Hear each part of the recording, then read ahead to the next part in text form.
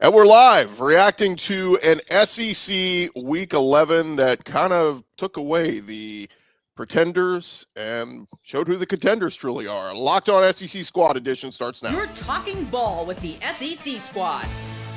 From Alabama to Tennessee, from Georgia to Oklahoma, from Auburn to Texas, it's the local experts of the Locked On Podcast Network bringing you scoops, breakdowns, and the most comprehensive preview of the upcoming SEC weekend.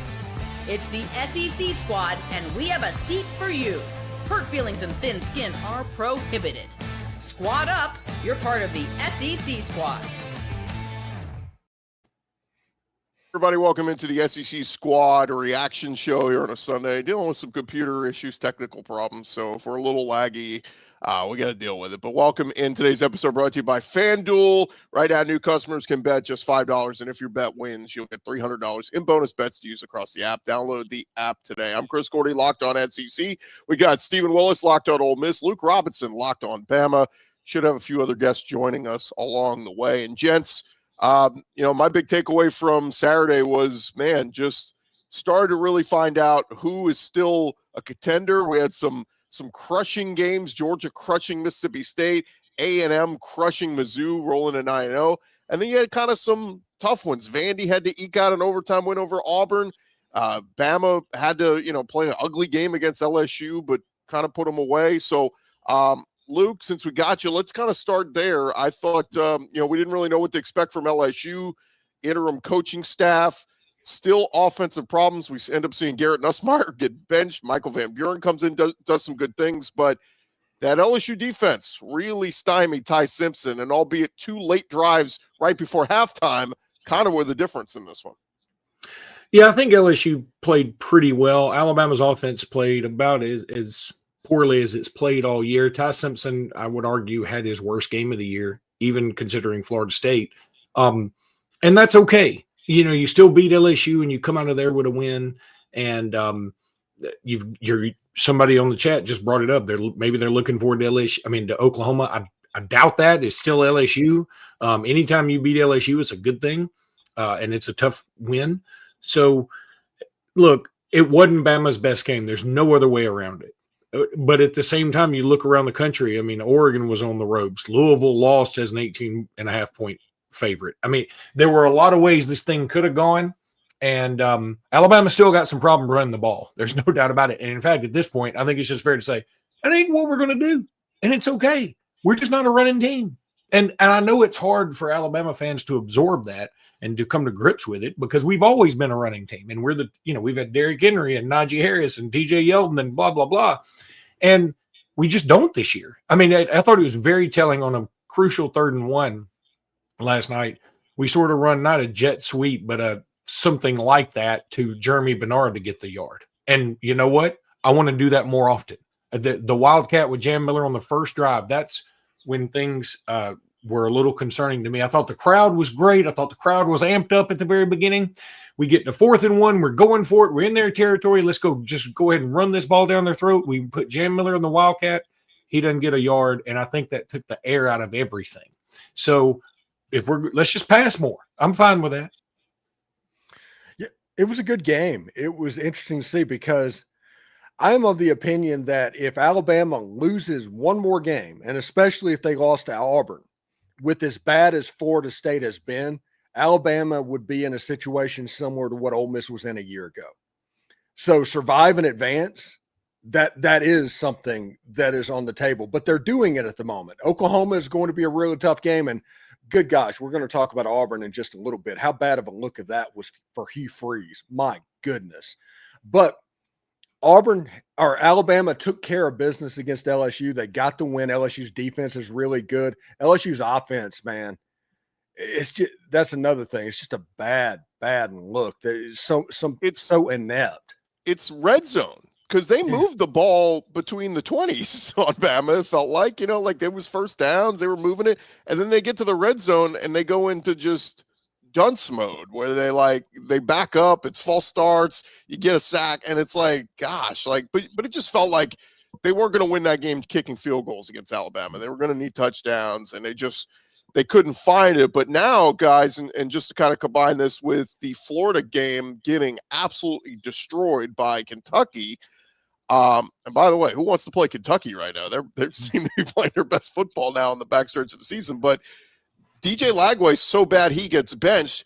Garrett Nussmeier gets benched for LSU. And now interesting situations there where, I expect Florida will probably go back to Lagway, but the LSU one's very intriguing because they still have to play Oklahoma and I think Arkansas. But like they do they go back to Nussmeier or do they roll with Van Buren? Because Michael Van Buren kind of showed with his legs he can give them a little bit of versatility. And guys, I feel like this day and age, and especially in the SEC, you got to be versatile. You can't be that statue pocket passer anymore, and that's what Garrett Nussmeier is, and it's killing LSU.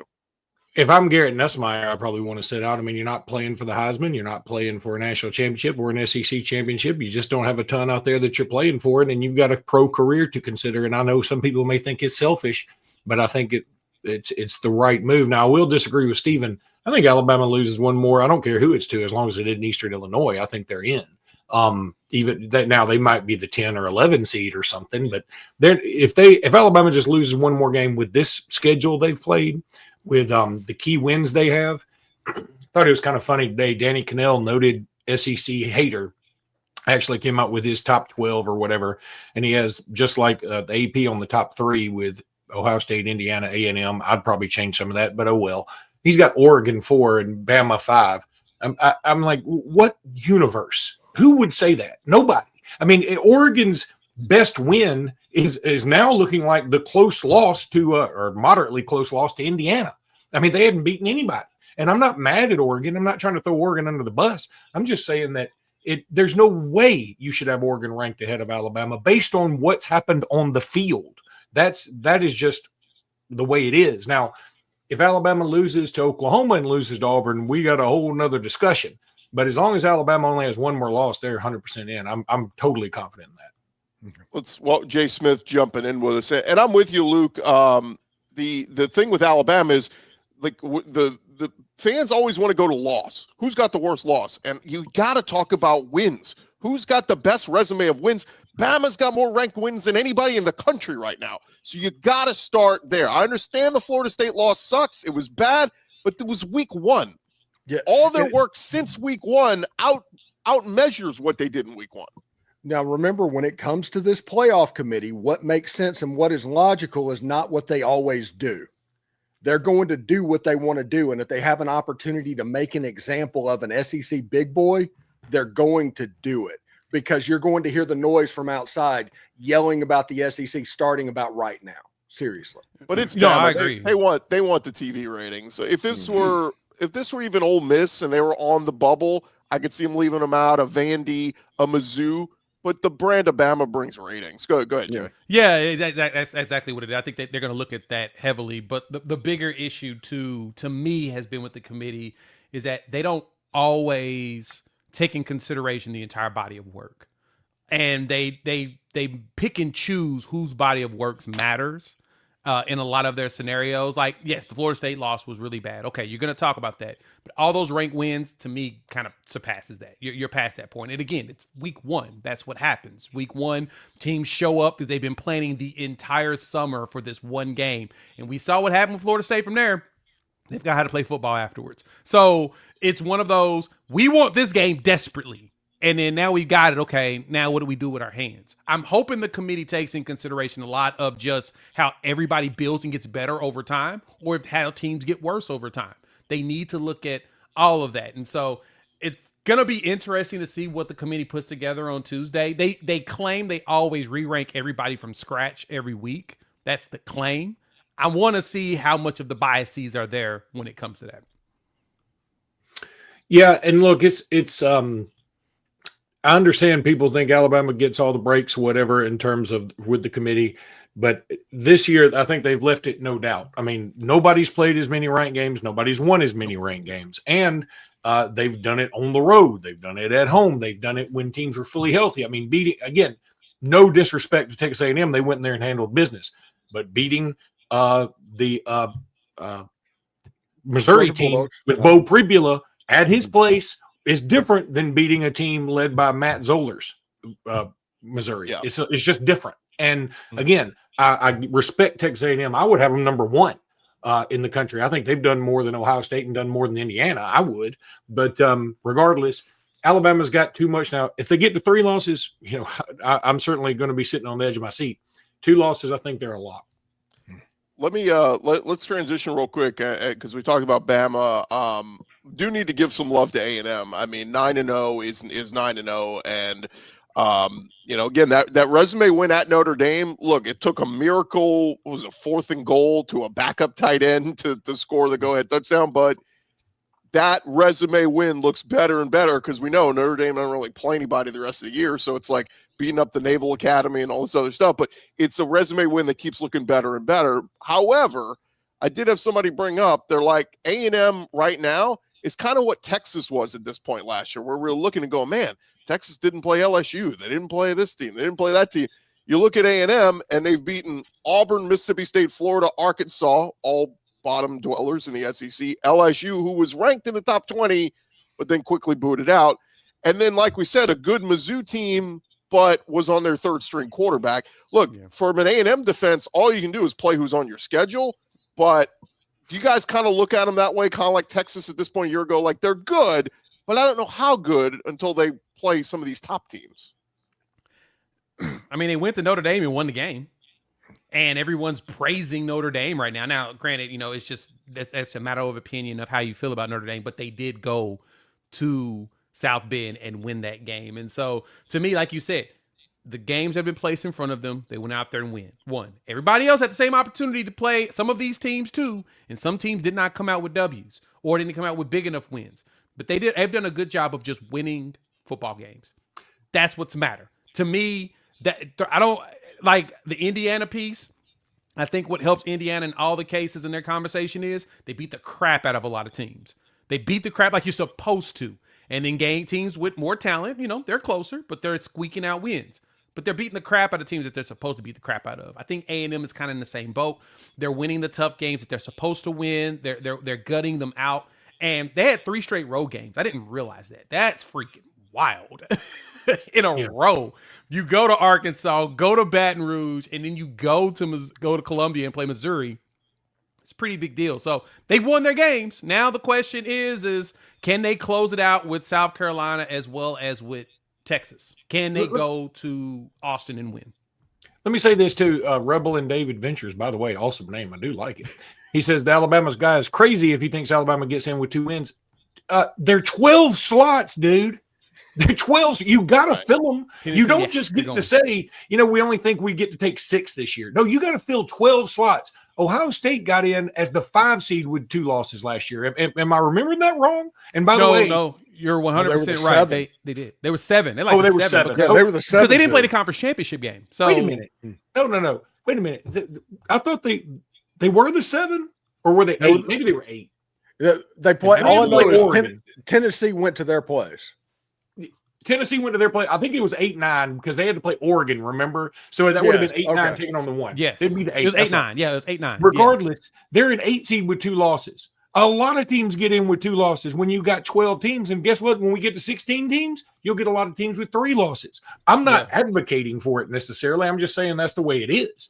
And so, Alabama's getting in with 2 losses, 100. And he said, dude, you lost to Florida State. Nobody cares. The wins make up for that. Look at the wins. Who'd you beat? Afterwards make up for it. You got to give credit for both. Now, to go with that, we got to remember the ACC had 2 big losses this past weekend, right? Louisville gets upset. Virginia gets upset.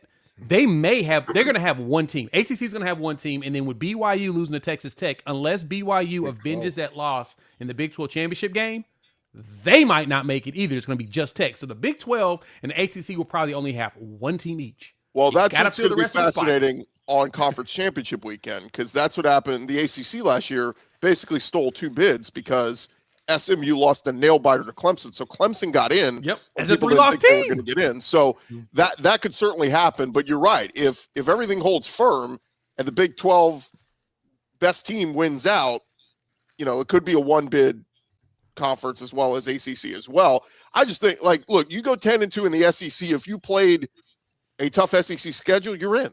I don't care who your loss is to, and especially a week 1 loss. That's about as forgiving as look. Arkansas basketball lost yesterday to St. John's or Michigan State. Like, the committee's not going to hold that against them come selection time because it's so early in the season. So I think football, again, strength of schedule is going to be a bigger factor this year. Yes. Yeah, I do think, though, that Alabama needs to root for Auburn to start winning games, because if for some reason the ghost happened in Jordan-Hare, it's going to be loud around there about Florida State and Auburn. Yeah, I don't necessarily think it's going to happen, but it will get loud. I mean, it's going to be loud. Look, I have no problem saying this. The Iron Bowl, every time in 2021, we had to have Bryce Young act like Superman. In 2023, we had the Gravedigger. And shoot, in 2009, one of the best teams we've ever had, we had to have a comeback with Greg McElroy and hit Roy Upchurch for a touchdown, for God's sakes. So it's always tough there, and it's always even tougher when Auburn has nothing to play for. I mean, you can say they're playing for a bowl game or whatever, but they really have nothing to play for, and they treat it like a Super Bowl. We talked about this last time. Florida and Georgia has been that way. Florida puts up a pretty good fight with Georgia. You know why? Because lately, Florida hadn't been doing anything to be relevant, except they're like, well, we got an off week. Let's at least try to beat Georgia this year. So I think that the Auburn game is going to be tough. Cam Coleman's a fantastic player, one of the best wide receivers in the country, no doubt. He proved that. But it's still that same offensive line. And Vanderbilt did put 45 on them yesterday, and I would say Alabama's offense is better than that. So I'm not throwing in the towel just yet. Yeah, I think it's the same thing with Auburn. Like I always say on my show, there's nothing more dangerous than a 5-win Egg Bowl team when it comes to the Egg Bowl. You're always going to get something kind of weird. I imagine that Auburn and Alabama is pretty similar there. When we return, gents, we'll get into a few of the other games that happened yesterday. Georgia looking pretty darn good. And we'll talk about these SEC standings. Do you even want to go to Atlanta? We'll talk about that coming up here in just a second. Hey, but first, I want to remind you guys about our friends over at Wayfair. The holiday season is right around the corner, and that means it's time for you to get your home ready, whether you need more seating for guests, cozy new linens, or fun serveware for holiday hosting. Wayfair's Black Friday sale is here to help you make your space shine. And the best part, you don't have to wait. Wayfair's Black Friday deals are happening all month long with up to 70% off everything from sofas to spatulas. Look, I know Luke was talking about making some upgrades at his house. He hosts a lot of people this holiday season. You want to make sure you look good and you're ready to host all those big events, whether it be Thanksgiving, whether it be Christmas, Hanukkah, whatever you celebrate. Make sure you go to Wayfair. If you've ever hosted family for the holidays, you know just how much difference a few new touches can make. Wayfair makes that easy. Don't miss out on early Black Friday deals. Head to wayfair.com now to shop Wayfair's Black Friday sale for up to 70% off. That's WAYFAIR.com. Sale ends December 7th. All right, fellas, we dive back into it. And by the way, I want to remind everybody, thank you for making Locked On SEC and all of our shows your first listen of the day. And thank you for making Locked On the #1 sports podcast network out there. You guys did that. Appreciate you guys for doing that. Let's get into go ahead, Luke. Oh, you're muted. Unmute yourself. I do it all the time. Let me tell you really quickly that the upgrades I made to my house were to keep more people out. So while Wayfair is fantastic, I'm looking for more fencing materials. Well, maybe you just want some things that you enjoy that maybe other people wouldn't enjoy. Yes, less people. Yeah, I enjoy less people. How about some of the games yesterday, guys? Georgia absolutely spanking Mississippi State. It was funny watching College Game Day because it was like everybody was trying to talk themselves into, I don't know, this is a dangerous spot for Georgia. And Georgia goes out there and just absolutely obliterates Mississippi State. And I kind of felt bad. I mean, they were fresh off their first SEC win in 2 years, but Georgia took it to them. And that Georgia run game, guys, seems to be getting going here. Everybody's talking Bama and A&M and all these. It's like we forget, the Georgia Bulldogs that won back-to-back championships here in the last 5 years. You know, yeah, coming you mentioned off, it. Go ahead. I was say you mentioned it before. Like, do you really want to go to Atlanta? Like with the way that everything is going. Now, granted, you go to Atlanta, you're definitely going to make the playoffs. So it doesn't. It matters, but it doesn't matter. It matters in the fact that you get the accolade of having an SEC championship, but it don't matter because both teams are going to go with the way things are shaping out. But yeah, Georgia feels like they're finally getting going. Frazier running for 180 something yards, man. That's pretty significant. They've been struggling when it came to the run game over the last few games, in my opinion. It hasn't been what we're used to from Georgia, and so I think they're starting to turn that corner. That may be a problem. Yeah, Georgia being Georgia, that should probably surprise no one. I mean, it's just they're going to figure it out. One thing that was kind of funny about this game was the halftime of the Ole Miss game when Lane Kiffin was walking off. He was asked about what did he think about the first half? And he was like, it's always exciting when your opponent's or your rivals getting boat raced or something like that by Georgia. And basically he saw the score when he was walking up on the stadium, and it was just hilarious. And I guess that shows how relaxed Lane was. But Georgia, man, they had a plan. They knew exactly how to attack the Mississippi State defense. And you got to wonder exactly how bad Arkansas is, because yesterday Mississippi State didn't look good. Yeah, I did feel bad for Mississippi State.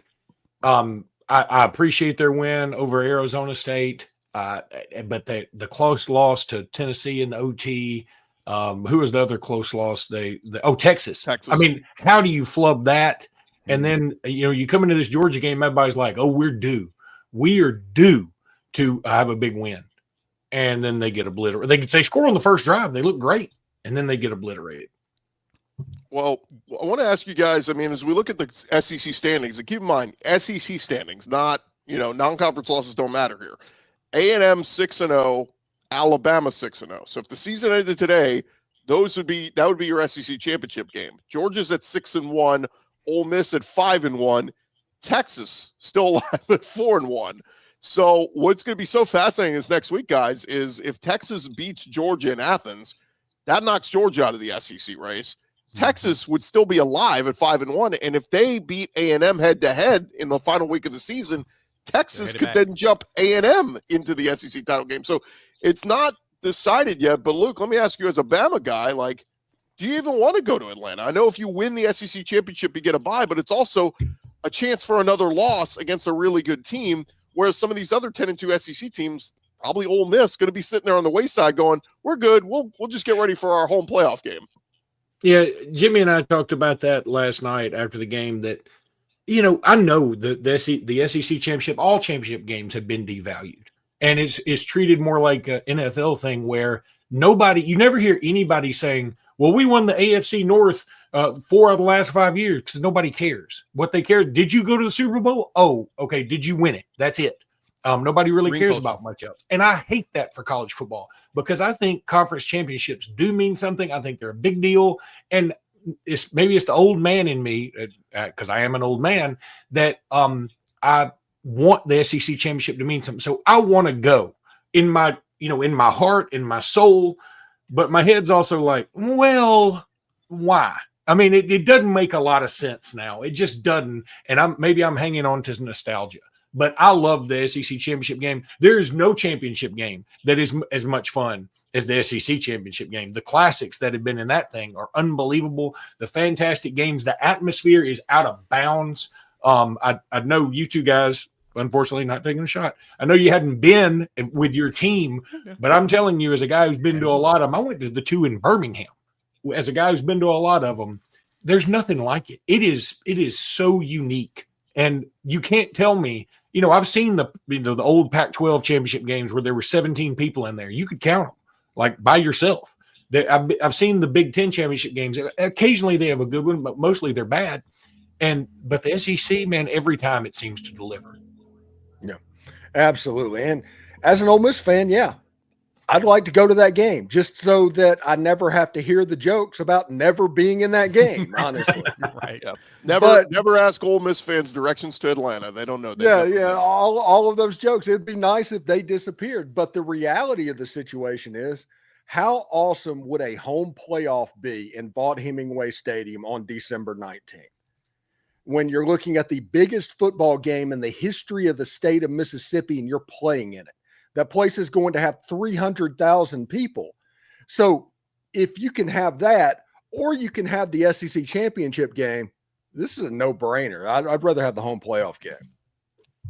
Yeah, I'm kind of in the same boat. I think playing in the conference championship has value still, and it's something that everyone aspires to be at. Just as Steven mentioned, you want to have the ability to say that I've at least been there And y'all can't make the joke that you can't find directions there, because you want that. You want to be able to get that off of your back at least once. And so, to me, I mean, a lot of fans feel like they're pointless because of the way the playoffs are set up. But you win it, you're guaranteed to be in. And in a lot of those situations, you get the bye week too.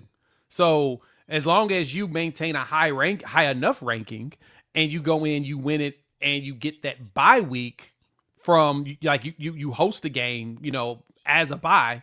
That's helpful to me. I think that's helpful to your team, especially as the critical thing about the playoffs is the healthiest teams usually are the ones that last the longest and win.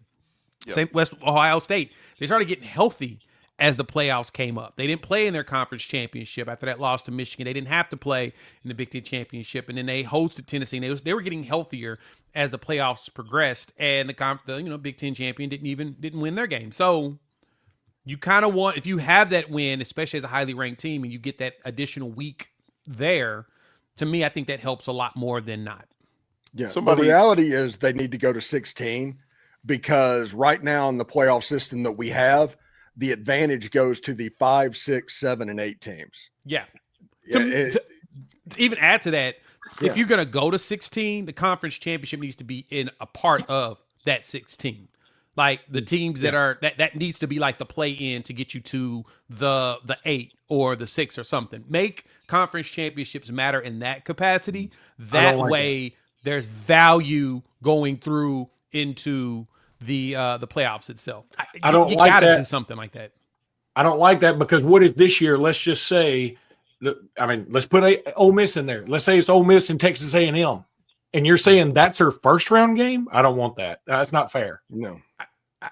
I see where you come from on that, but my rebuttal would be, do we really want them playing 19 games and trying to figure out how to have the champion Super Bowl weekend? Yeah, they're getting paid. That's not a thing that I'm necessarily worried about. What I'm more concerned, like what Luke said, is Ole Miss versus Texas A&M for the right to make it into the field, and the ACC is like Georgia Tech and SMU. No, I don't think it's even a right to make it into the field. I think it's more so just going into like getting the bye week, going further down into the playoffs. Like you get to the Final Four or something like that. I don't know. I'm not sure how to build it. I'm still making the plane while we're in the air on that, but I think that conference championships need to be integrated in some capacity. They've got to be. Real quick, guys, there was another pretty exciting game yesterday. If you didn't watch it, Auburn found an offense finally. We'll discuss another heartbreaking loss for the Auburn Tigers, and Vandy still alive for the playoff coming up next. Hey guys, the NBA is back, and there's no better place to get in on the action than with FanDuel, the official sports betting partner of the NBA. Even if you miss the start of a game, you can get in live betting. You can do parlays. Look, I was all over some parlays this weekend in college football, and FanDuel helped pay off. I'm telling you, I was picking. I went with some SEC upsets straight up. Didn't really pull off this weekend, other than Kentucky, but all the other ones were really exciting, really close. And FanDuel makes it that much more exciting. It keeps every game exciting, especially when your team is making that late push. Right now, FanDuel giving new customers $300 in bonus bets when your first $5 bet wins. So head to FanDuel.com, get signed up, play your game with FanDuel, the official sports betting partner of the NBA, FanDuel.com. And gents, as we dive back into it, reacting to some of the games we saw yesterday, probably none more heartbreaking for Auburn than them losing in overtime at Vanderbilt, 45-38. I was absolutely shocked watching this game and seeing Ashton Daniels, who couldn't even get a first down last week, it felt like, against Kentucky, moving the ball up and down the field, just looked like a different quarterback. Auburn found an offense. They finally figured out, guys, it took this long to figure out, hey, maybe we should get Cam Coleman the ball. He's pretty good. And they score a ton of points. But Vanderbilt, give Diego Pavia credit. They keep battling back. This thing goes to overtime, and it's Pavia and the Commodores who get out victorious. What'd you guys think of this one? Not going to lie, I was a little disappointed that Vanderbilt went forward on 4th and 1 in field goal range. Yeah. I'm sorry. Why? I understand that Diego Pavia is like, give me this. Let me put this on my back. Nah. Kick that field goal in this thing. Why play the extra innings when you really don't have to? Put yourself in a situation where you could have lost. Yeah. Right. You got a good kicker. Yeah. Just do it. You're good. It was very Lane Kiffin, Stephen. Oh, you don't have to tell me. Steven's very self-aware in a lot of that stuff, which I totally 100% appreciate. Most fans are not. Most commentators are not. You are, and I appreciate that. Yeah, but it's one of those. Don't try to outthink the room in that situation. Just put it on his leg. I know college kickers is really tough to put that type of pressure or anything on that, but go for it. To me, I would have just kicked the field goal.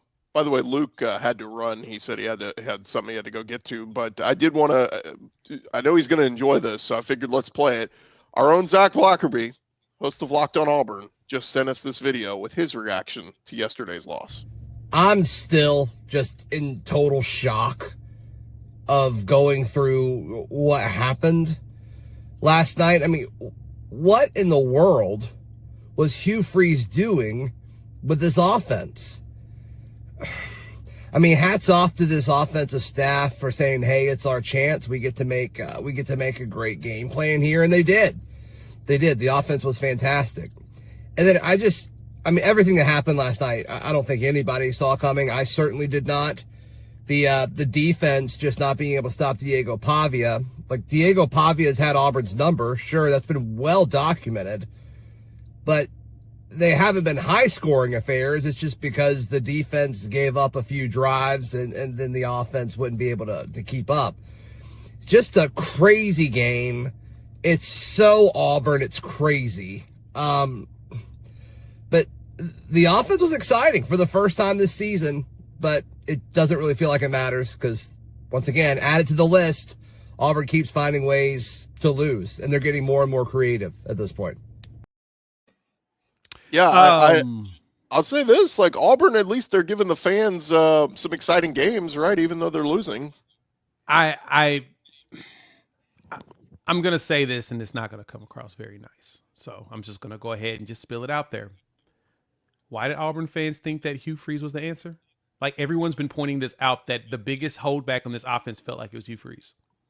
Like seriously, like what made anybody think that this offense wasn't going to look better when he was gone? Hugh Freeze, when you have your coach say that you have 4 different people calling plays depending on the down, I walked out and said, no, this doesn't make any sense.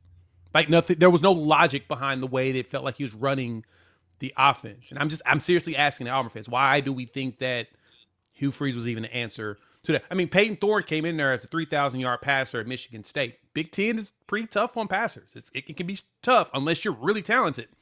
And we know Michigan State ain't been that good. And he just kept going down every year, backwards, statistically. Well, the offense looked great. I mean, were you guys shocked more with the defense had been lights out all year, and yet they had no answer for slowing down Pavia. Listen, I want to say congratulations to Derek Nix. Seriously. Oh, my God, he was good. Yeah, he was at Ole Miss since 2008. It's always good to see good things happen to good people, and he was a genuinely good person at Ole Miss. And 500 yards of offense. He figured out how to unlock Cam Coleman, all of that stuff. Good job, Derek Nix. DJ Durkin giving up 45 points. That was the surprise of that game. Yes. That was the surprise. That's what cost Auburn that game. That wasn't in any way on the offense. And is one of those things that particular game was the worst possible look for Hugh Freeze. Because when you see that, it's like, oh, just a giant sign that says you are the problem. That's what that game showed. Defense kind of got weird. It was the first interim game, all of that stuff. I get that, but seeing the offense just click, 100-yard rusher, multiple 200-yard, 100-yard receivers. Ashton Daniels 300 yards. I think he ran for another 100 yards or pretty close to it. Man, it was impressive to see them offensively getting some stuff done, setting up a potentially weird game in just a couple of weeks. Like, this offense looked like them against Ball State.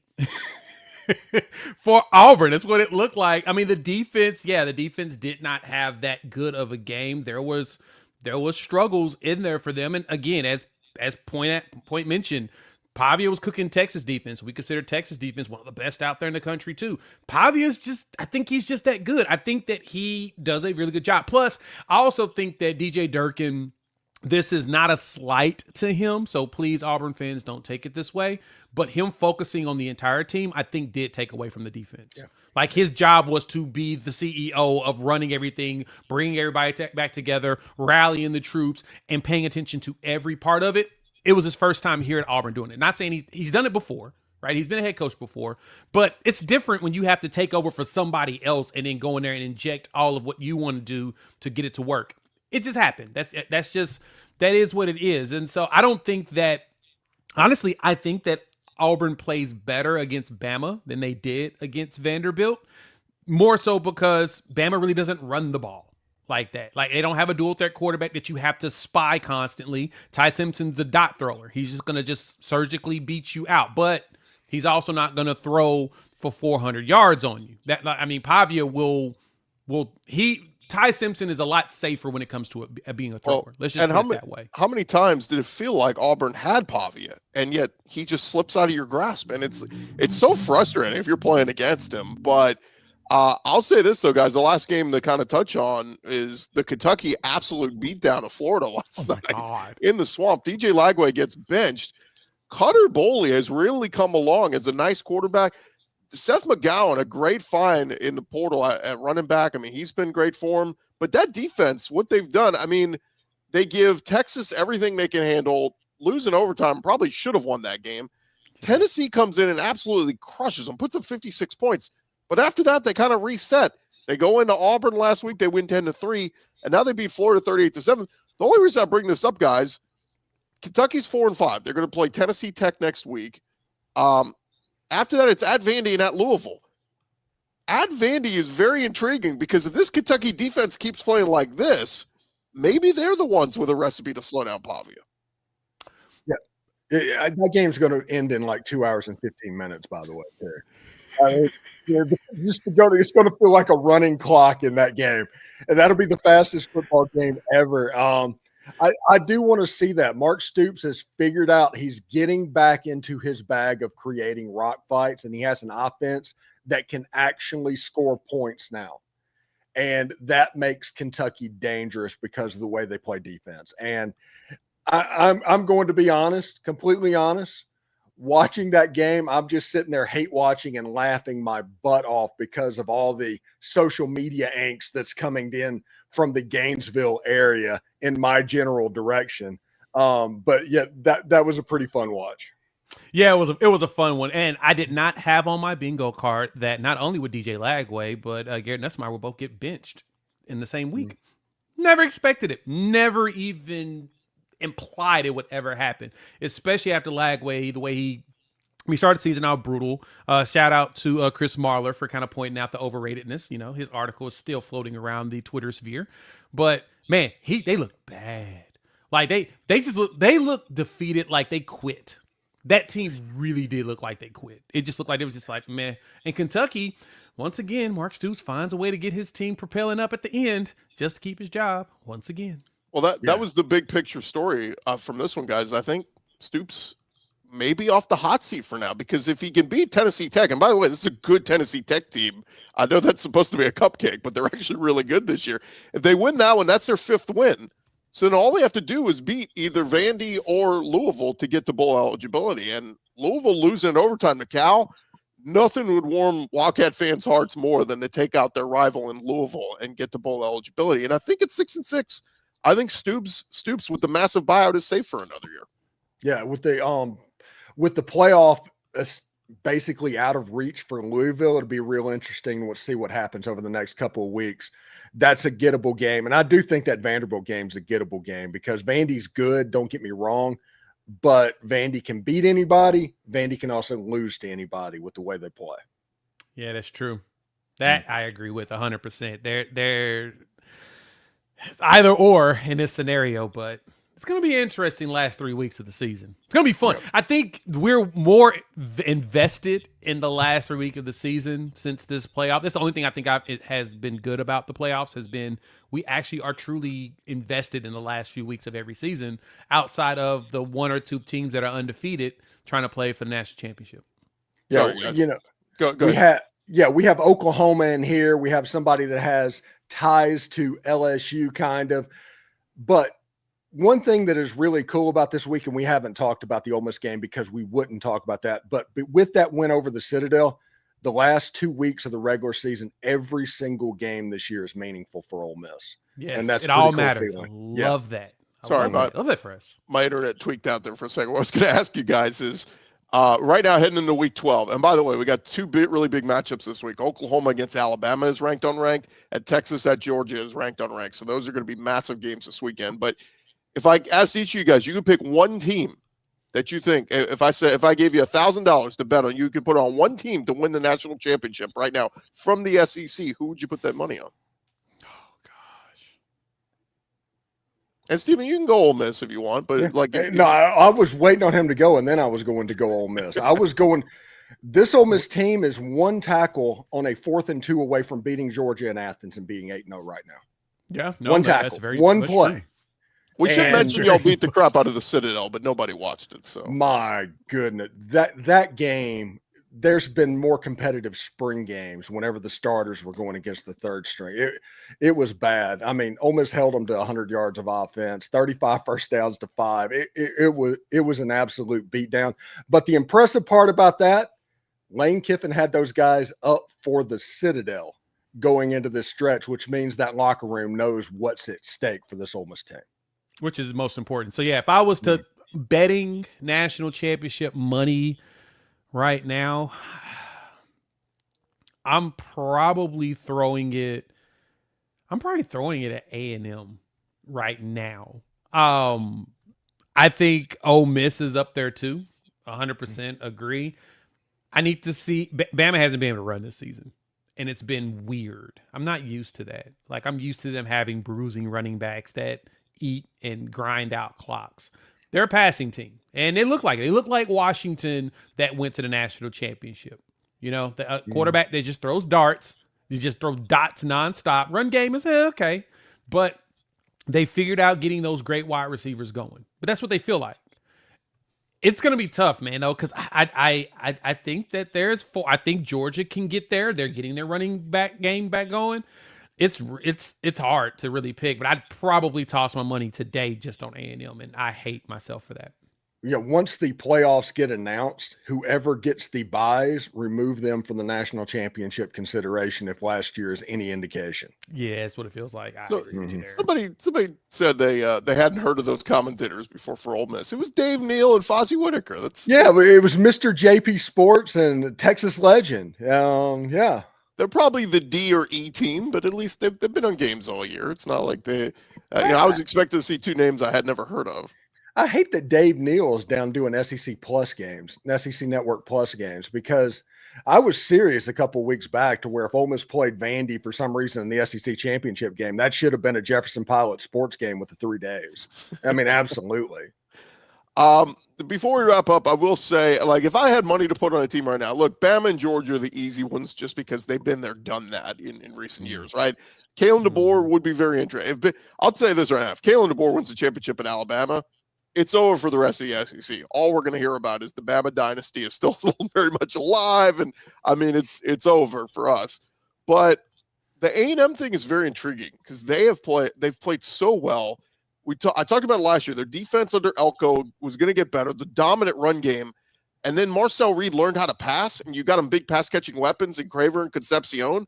They're going to be tough to beat, man. Like even on a day where they don't execute fully. Look at what they did. They blew out LSU. They blew out Missouri. Like A&M is strong right now, man. It's all coming together, and that money that they invested in NIL to buy these players through the portal, it's working out. Yeah, it's weird to say. I want to see what it looks like when they play a good clicking offense. That is my question, because Arkansas scored 40 on them. Notre Dame scored 40 on them. I want to see what happens when they run into an Alabama. If they play Alabama in the SEC championship game, I think that would be interesting. Elko is very good. Don't get me wrong, but it'd be curious to see exactly how that would look. Yeah, that's what I'm intrigued by too. That they haven't found a Well, and which is interesting because Notre Dame feels like their defense is actually pretty good. It became a shootout, which is really crazy to me that I would have never guessed Marcel Reed would have been able to do that. And it's nothing against him. I just feel like they limit him in the offense, but it feels like he's just taking over and said, I'm going to go do some stuff. And he's out there, he's flinging it, and he's playing backyard football. So kudos to him because he's balling, and I've enjoyed watching him play this season. Yeah, and I would be curious to see, like I'm friends and staying content with Marcel Reed's dad, and talking about that. He still listens to the show a little bit, and they're a confident group. They feel like it's starting to really come on and click, and Marcel Reed and Texas A&M are the beneficiaries of that. All of those closed. Damon Williams, Marcel Reed, all of those were quarterback commitments originally to Ole Miss, for anybody that has any doubts about Lane Kiffin's quarterback recruiting ability. Yeah. Well, gents, we will leave it there. It was a fun SEC Week 11. Can't wait to see what Week 12 will bring us. There are some big matchups happening this weekend. Thank you guys for making all our Locked On shows your first listen of the day, and thank you for making Locked On the #1 sports podcast network out there. Couldn't do it without you guys. We'll talk to you tomorrow on our Locked On shows. Howdy toddy, y'all. Boomer sooner. Gosh almighty.